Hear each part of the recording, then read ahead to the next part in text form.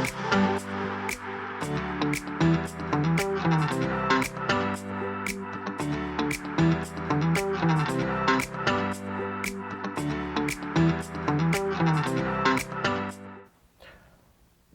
to another episode of Otium The Podcast. Today we have another special guest with us, Life Coach Vaughn. I'm going to tell you a little bit about Coach before we have this conversation, but I just want to turn and say welcome to our podcast. Really appreciate you taking the time to join us. Thank you for inviting me. I'm really excited about this. Absolutely. This is awesome. So, Coach Vaughn, and I'm going to read off of here because, as most of my guests have, a very impressive resume, and I'd hate to miss some of the important points. This is obviously not all-inclusive, but I would have to say, Coach Vaughn is a certified health and wellness coach, is also a certified neuroscience coach, which I think is very, very interesting in terms of distinction in certifications. Life Coach Vaughn is also the author of While I Was Waiting on God. We have a copy of the book right here. He was waiting on me. And I apologize, Coach, I broke the title up, but it was so impactful because you have to really think about that title. And I think it'll come across to each individual in an individual way, right? So while I was waiting on God, he was waiting on me. It's a real world guide to patience, purpose, and personal growth.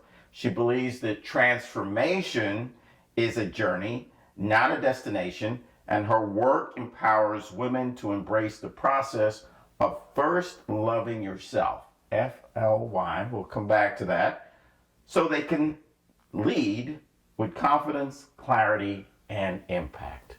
Once again, welcome, Coach. How are you? I'm better than amazing. How are you? I am doing great.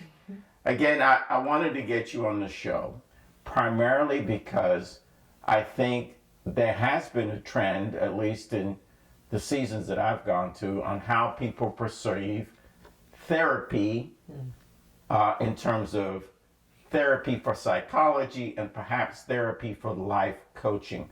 What do you see as the difference between life coaching and perhaps psychological or psychiatric therapy? I love it. I love it. And I love to make the distinction between the two, right? Because of course, we all have our particular lanes and we should operate in those lanes, right? And make sure those that we provide support to understand the difference. The easiest way that I love to explain it is therapists and coaches, we are a great addition of your health and wellness team. We work together well, but we all play individual parts. For a therapist, they're dealing more with the past. What has gotten you to this place? What is impacting the way that you live your daily lives? Whereas life coaches, we're a bit more progressive in a sense. We're like, okay, you're here now. Where do you want to be and how do I help you to get there? The easiest way when people say, well, what does a life coach do? We strategically help you align your goals with action. And if you don't understand what those goals are, we'll help you figure those out too. And oftentimes you don't have to go to your past to get to your future. You don't, right? Like I like to use the analogy of a GPS. GPS don't care where you were yesterday. It asks you for two things: your current location and your destination. And that's what life coaches do. Will some of those things impact you? Will they resurface as we're moving forward? Sure, but that doesn't mean you can't move forward. So we don't have to deal too much with past traumas, things that impacted you a certain way. That's an interesting perspective and obviously useful. You have to work from where you are, or as we say in current state in the IT industry, which leads me to an interesting point. You have some prior experience in cybersecurity and in infrastructure networking type, including degrees in that. How did you transition from that type of technical mindset into life coaching? So I get asked that question a lot because people are like, how do you go from something like IT to life coaching? One of the first things I really like to say is, hey, I'm engineering something different. It is still very technical, right? We're dealing with wires and programming and software and hardware, and people have programming, they have hardware, they have software, right? So it's a matter of just transferable skills. One of the things that I realized was that I wanted to pursue IT. I'm still a techie at heart. I'm such a geek. Have so many different certifications. I have my CISSP, my CEH, CCNP. I have so many of those certifications, but I was unfulfilled. I did what, people tell you to do. You graduate from high school, you go to college, you get your degree, and you get a good six-figure paying job, something you can retire from. But for me, I did it traveling around the world, worked for, I won't mention the company's name, one of the top IT firms, right? Traveled all over, and it was cool, it was great, and it was like, yay! But now what? And I then had to ask myself some serious questions. I started to have conversations with my husband and have conversation with God, like, hey, what is next for me? And he told me, when were you most happiest with the least? Say that again, please. When were you most happiest with the least? Because the challenge was, sure, I was making six figures, almost $225,000 a year, right? Mm-hmm. Like I said, all the travel that I was doing was on the company's dime, dinners and cards, like just had everything that you think you would want. And as a matter of fact, I prayed for. And of course, I talk about this in my book as well. And this is coming from a place of, I wasn't born into money. There was a part of my life where, I was going through a very troubling time with a divorce and foreclosure and homelessness and all these things. Now I have this, but still unfulfilled. So I had to pause and say, God, am I being ungrateful? And I had to understand there's a difference between unfulfillment and ungratefulness. I was grateful, but I was unfulfilled. So he said, go back to that time. So that period of time literally was when I was sleeping on the floor and couches of my sister's 2-bedroom home. And I started a women's organization called Yana Fly. You are not alone, first loving yourself. And I was so fulfilled. I wasn't officially getting paid for it, right? But as I was navigating my murky space, I literally were helping other women. 30, 40, 50 women went through this organization, helping them clean up their credit, understanding what the root of fulfillment looks like for each of them, pursuing, their education, losing weight, saving money, doing all of these things. And that was fulfillment to me. So that's what he reminded me. So that's why I went back to my first love, which was life coaching. That is a great story. And part of that story has in it some personal challenges or personal, I would say, tumultuous moments that made you really stick with going to that. It's interesting that you noted that there were aspects that perhaps you can tell us are in common for people that are doing self-improvement. You mentioned credit, you mentioned physical health. Mm-hmm. How many of those things would you say are common across all of your clients, or all, in your mind, humans in terms of self-improvement? What are the commonalities you see? Everybody always want to be where they are not. That's the commonalities. No matter what area of life it is, we as humans, we are always striving for more, for better, for something different. And even when things are good, we're so far into the future or immersed with the past that we are completely neglecting the present. So that's the commonality. no matter what it is. And if things are good, they're concerned with how long is this going to last.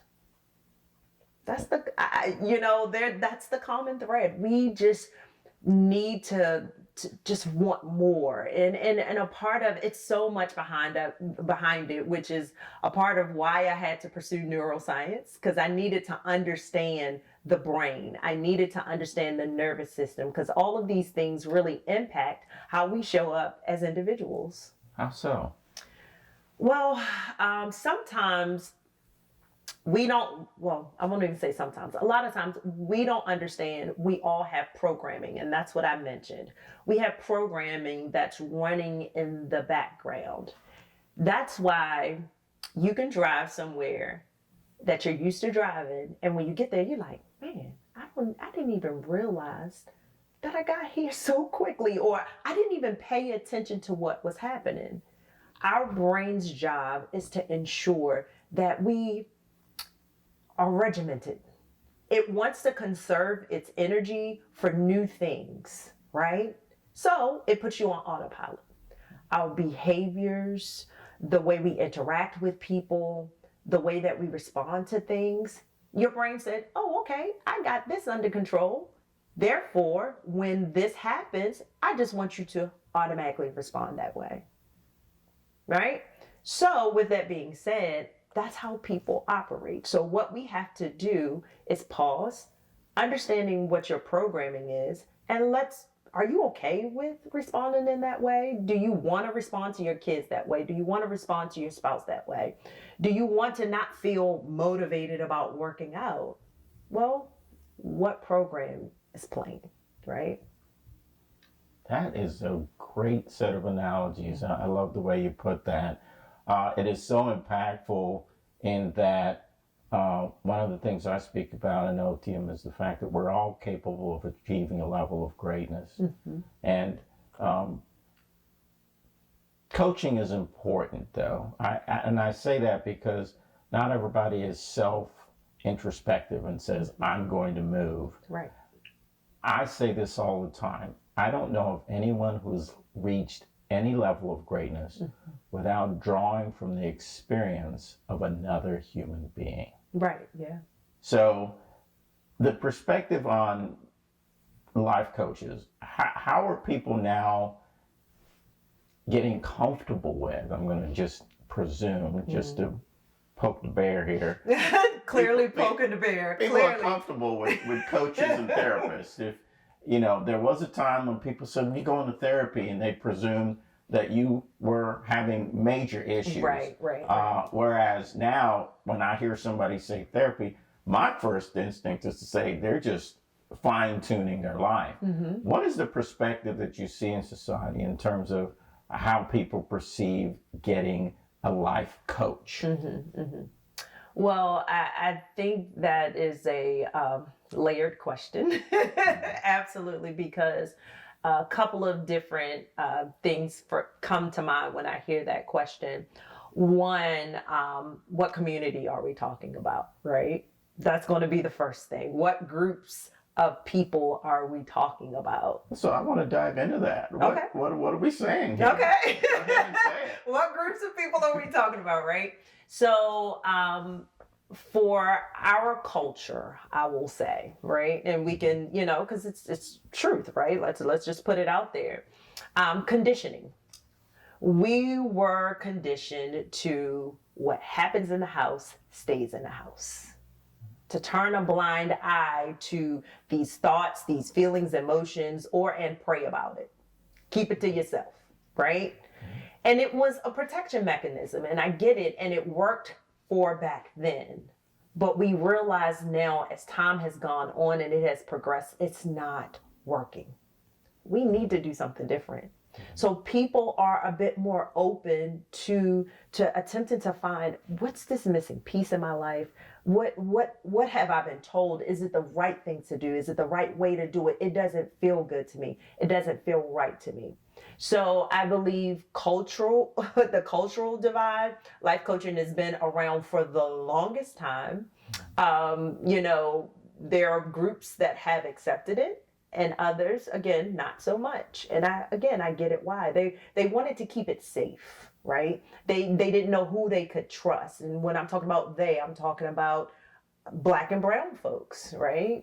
A lot of things are passed on generationally, like literally embedded in our DNAs, right? Said 8 to, and then some research says 14 generations. And I'm like, 14, that's our existence, right?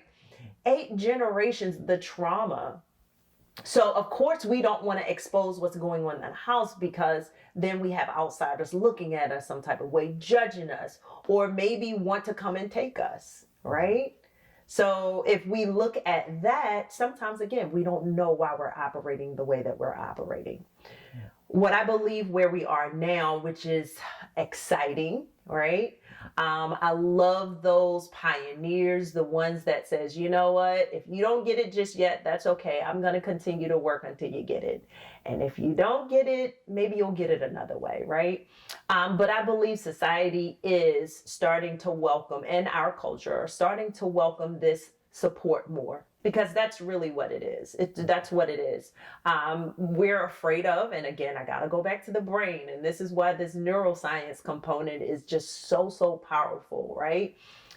When we are introduced a new concept, it's like a forest, right? Let's say a forest.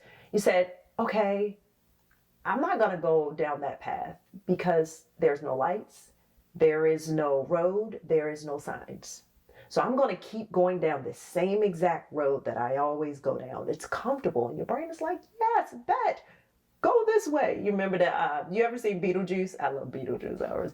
They have these like signs and Beetlegeist this way, right? It's the same exact way in our brain because it's comfortable. Again, it doesn't want to experience something that is new, right? That's that regimen. But it's like, you know what? That path leads me nowhere. It has literally gotten me nowhere in life. It hurts. It feels unfulfilling again, right? Let me do something different. So when you start to veer off that path, what do you have to do to build a highway or a road down a forest? We got to get some work done, right? We got to cut down some trees. We got to root up some stumps, right? Not only that, we got to clear out that path. We got to put some dirt. That takes time. That takes time. And guess what? We're still not where we want to be. We got to lay asphalt. We got to pack it down. We got to do. So you got to keep revisiting that uncomfortable path until you now have this new highway. And then after a while, your brain is like, yes, let's go this direction, right? But it takes time for us to go there, right? So that's why I believe, again, life coaching, it's people are widely accepting it at this point because a lot of people have already paved the way. Very, very well said. I'd have to say, life is a very big set of areas that you could cover. I think to your point, I don't think people look at it as holistic as perhaps I have or others have, because they're looking at life as, I need a financial planner, I need an accountant, I need an attorney, but then they're kind of negating some of the other aspects that I think lead to their success, right? Absolutely. So people are looking to improve themselves, reach greatness, success. Tell me about your programs that you offer for your actual company.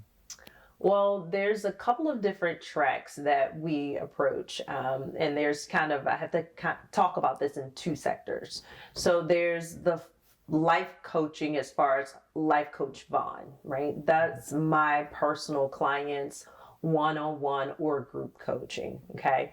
So for the one-on-one, I help successful career-driven women discover and pursue their passion and purpose outside of their titles and roles. Okay, so that is my specific niche area.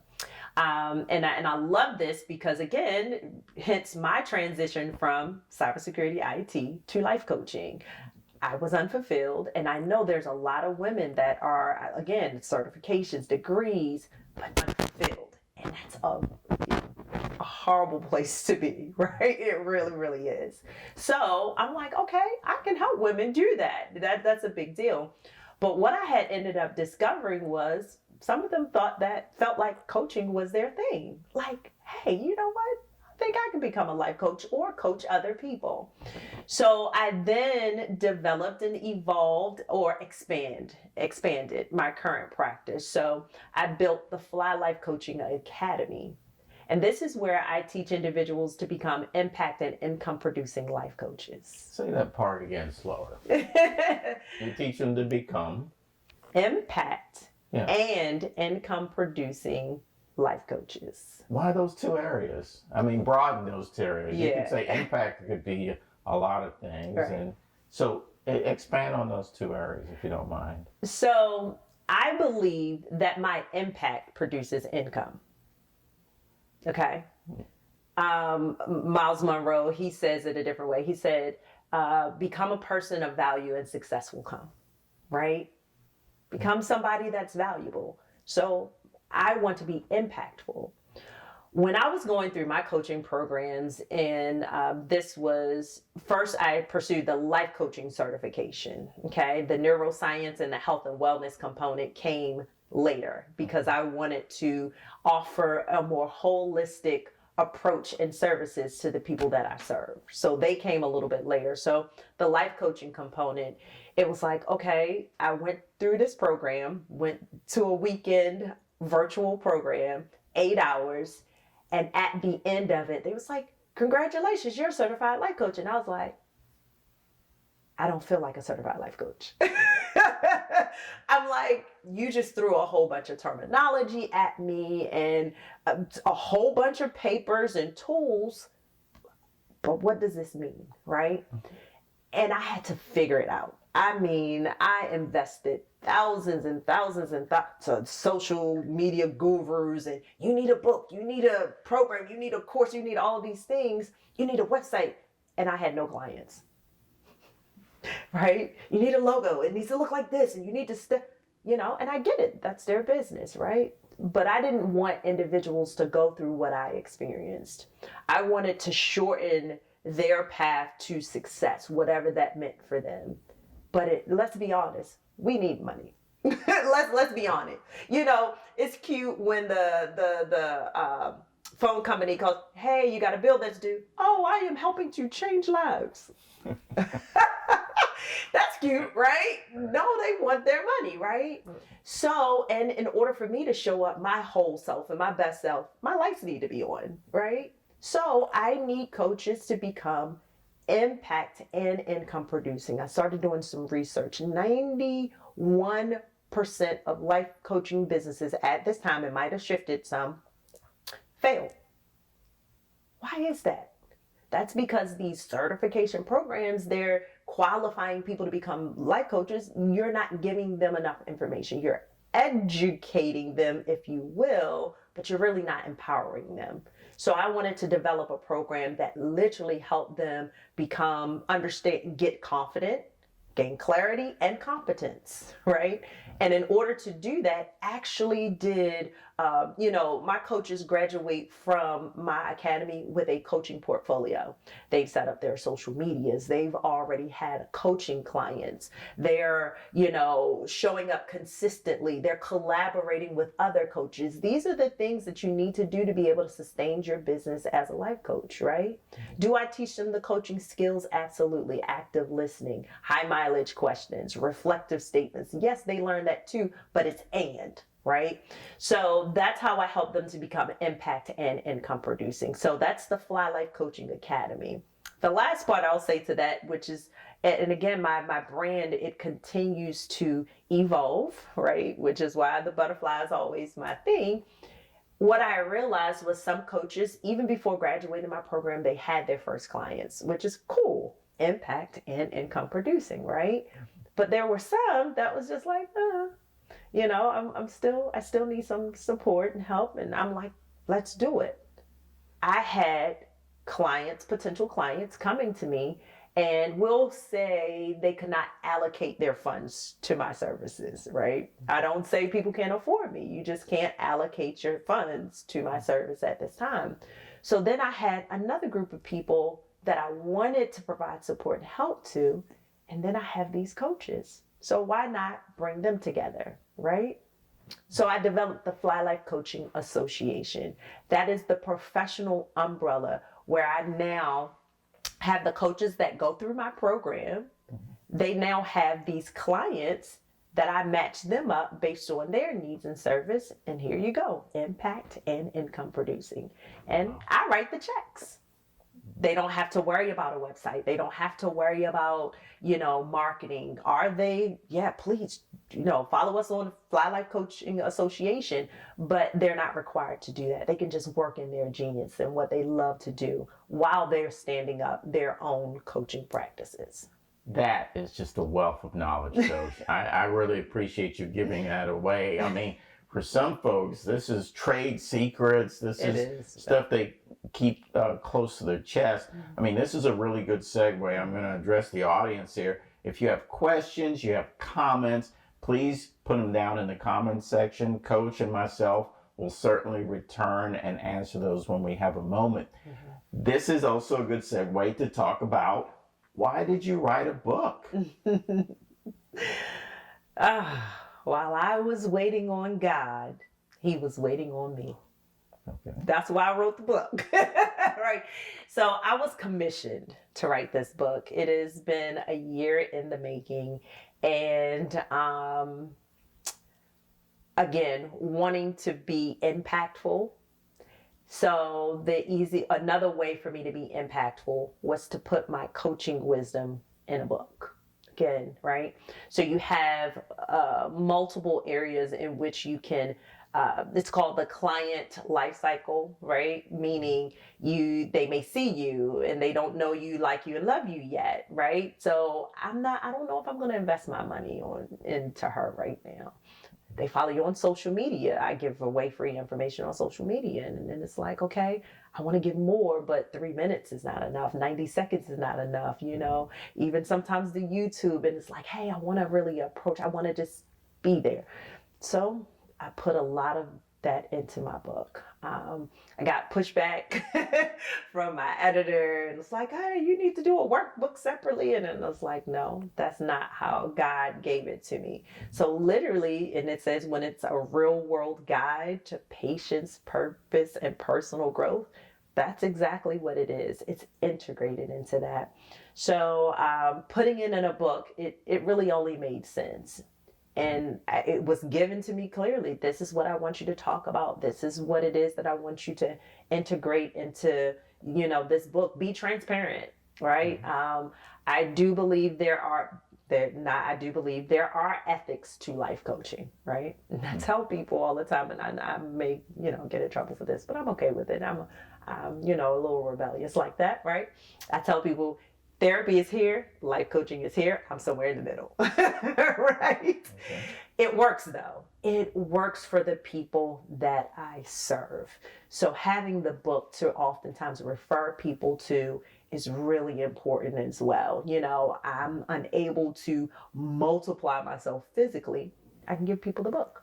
Outstanding. And I went to one of your book release events, had a wonderful time. Thank you for the invitation. Yes, thank you for coming. Absolutely. Where can they get the book, by the way? It's on all major platforms, on all of them. Amazon, Barnes and Nobles, my direct publishing site, which is Ingram Sparks.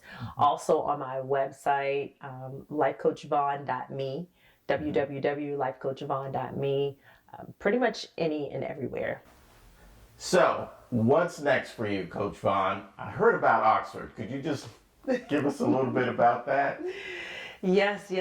Oh my gosh. I am happy and grateful and super, super blessed that just so many opportunities and doors have been opened for not only myself, my personal brand, the Life Coach Vaughn brand, but also the Fly Life Coaching Academy and Association.